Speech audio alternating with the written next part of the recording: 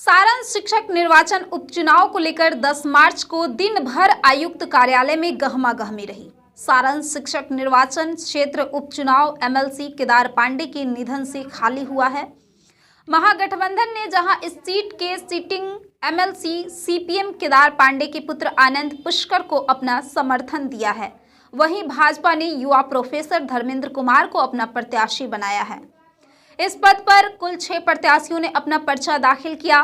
भाजपा के doctor Dharmendra Kumar Singh, CPM से आनंद पुष्कर, निर्दलीय के रूप में रंजीत सिंह, नवल किशोर सिंह, लक्ष्मी कुमारी और जनसुराज समर्थित आफाक अहमद ने अपना नामांकन पर्चा दाखिला किया। तो वहीं सारण स्नातक निर्वाचन क्षेत्र से बीजेपी और जदयू सहित कुल 6 प्रत्याशियों ने अपना नामांकन पर्चा दाखिल किया। मतलब आधा दर्जन प्रत्याशियों ने अपना पर्चा दाखिल किया। जदयू से निवर्तमान एमएलसी वीरेंद्र नारायण यादव, भाजपा से महाचंद्र सिंह, वीआईपी से समरेंद्र बहादुर, निर्दलीय ध्रुव नारायण प्रसाद, चंद्रकिशोर प्रसाद और रजनीश कुमार सिंह ने अपना नामांकन पर्चा दाखिला किया और स्नातक क्षेत्र के विकास की अपनी प्रतिबद्धता दोहराई।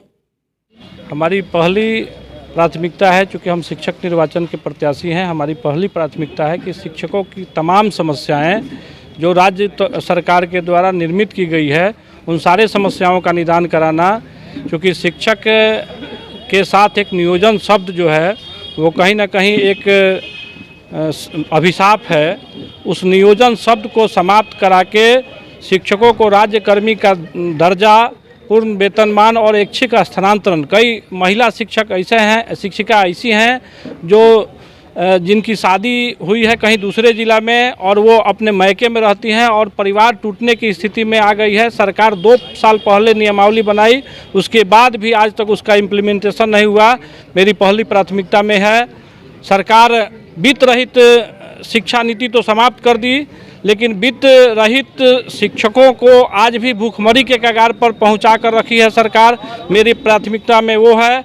और तमाम तरह के शिक्षक, स्कूल हो, कॉलेज हो या किसी अन्य संस्थान में जो एडहक टीचर और नियोजित टीचर के रूप में जो बहालियां की जा रही है उसको समाप्त कर नियमित शिक्षक चाहे किसी भी संस्थान में हो उसकी बहाली हो, इसके लिए सरकार को बाध्य करना मेरी प्रथम प्राथमिकता होगी।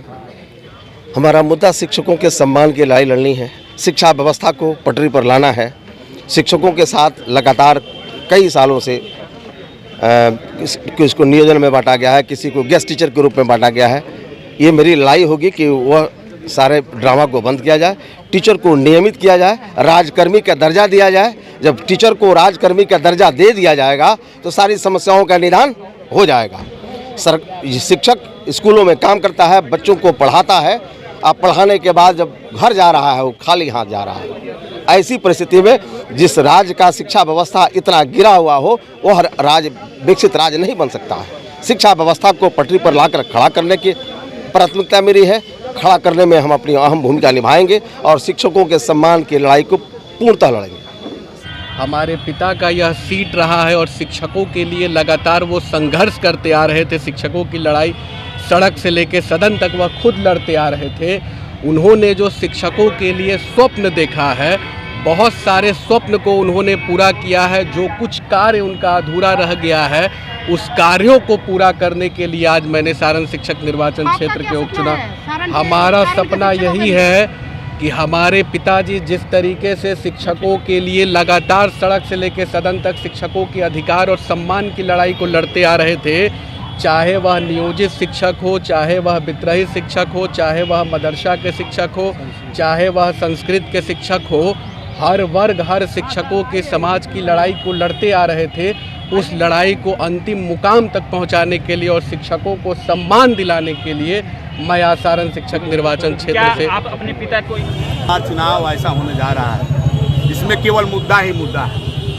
जो पूर्व के प्रत्याशी हैं वे लोग थके हुए लोग हैं, उनकी उम्र 80 वर्ष हो गई। अब तो उन लोगों को जो है सो कि अपने नाती पोता को खिलाना चाहिए, उनका देखभाल करना चाहिए। पूरे जीवन काल में इन्होंने राजनीतिक जीवन काल में 35-36 वर्ष में रहे और 6 वर्ष में रहे। एक यूनिवर्सिटी का मुद्दा इन्होंने नहीं सुधार सकते। छात्र, नौजवान, बेरोजगार, जो लोगों ने इन लोगों को वोट दिया वे लोग ठगे अपने आप को महसूस कर रहे हैं। दूसरी तरफ आप देख रहे हैं कि बड़ी संख्या में बिहार में शिक्षकों की बहाली हुई है। आज तक बिहार में सेवा सत्य नियमावली नहीं लागू हुआ। आप देख रहे हैं, बाबा साहब का सपना था, आदरणीय बापू का सपना था, राष्ट्रपति हो या भंगी की संतान, सबको शिक्षा एक समान। इस देश में, इस राज्य में बहुरंगी शिक्षा नीति है, इस सबको समाप्त करना है। बाबा साहब के सपना को साकार करना है, गांधी जी के सपना को साकार करना है। 21वीं सदी तो युवा की सदी है, इसलिए युवाओं से हम आग्रह करने आए हैं कि बूढ़े लोग हो गए हैं, इनको कहिए राम राम करें और घर जाएं। नौजवानों को रास्ता दें, नौजवान आएंगे तो राज्य का विकास होगा, नौजवान आएंगे तो देश का विकास होगा। ये लोग थके हुए लोग हैं और एक आदमी तो चार्जशीटेड है। ये चार्जशीटेड आदमी जो है, शिक्षक जो है स्वयं चार्जशीटेड है, जो बच्चों का मूल्यांकन खा गया, उसको इस पद पर रहने का, नामांकन करने का कोई अधिकार नहीं।